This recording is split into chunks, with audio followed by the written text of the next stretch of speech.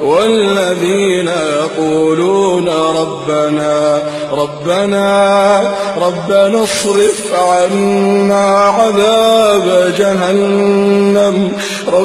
اصرف عنا عذاب جهنم إن عذابها كان غراما إنها ساءت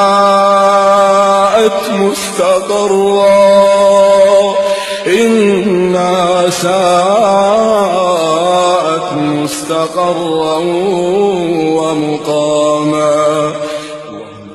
والذين يقولون ربنا